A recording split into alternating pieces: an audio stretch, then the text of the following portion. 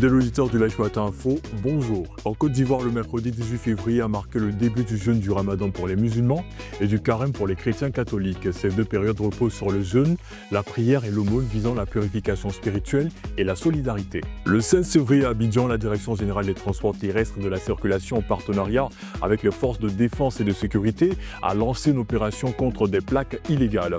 Tout véhicule administratif ou particulier en infraction est mis en fourrière avec des contrôles des pièces et du respect des règles de sécurité. La Direction générale des impôts vise des recettes de 5 988,1 milliards de francs CFA pour 2026 en hausse de 29,3% par rapport à 2025 grâce notamment à l'exploitation de la data science et de l'intelligence artificielle. Le premier trimestre devrait générer 1332,6 milliards de francs CFA, soit une progression de plus de 20% en glissement annuel. Le Conseil du café cacao rappelle aux producteurs de signaler tout acheteur qui ne respecte pas le prix minimum de 2800 francs CFA le kilogramme pour le cacao ou le délai légal de paiement d'un mois après livraison valable jusqu'au 31 mars 2026. Au Gabon, le mardi 17 février dans la soirée, la Haute Autorité de la Communication a annoncé la suspension immédiate des réseaux sociaux sur l'ensemble du territoire national et ce jusqu'à nouvel ordre. Selon l'institution, cette mesure vise à prévenir les dérives constatées après un usage jugé abusif de ces plateformes.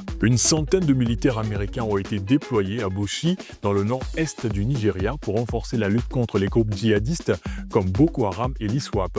Cette présence s'inscrit dans une intensification des opérations américaines après des frappes aériennes menées en décembre dernier dans le nord-ouest du pays. Au Royaume-Uni, Andrew Mountbatten-Windsor, frère du roi Charles III, a été arrêté ce jeudi 19 février par la police pour des soupçons de faute dans l'exercice de fonctions officielles, après que ses liens avec le criminel Jeffrey Epstein aient gravement terni sa réputation. Fidèle auditeur, merci de votre attention. Continuez à nous suivre tous les jours du lundi au vendredi de 7h à 9h dans Live Matin Info sur Live Radio 107.7 FM.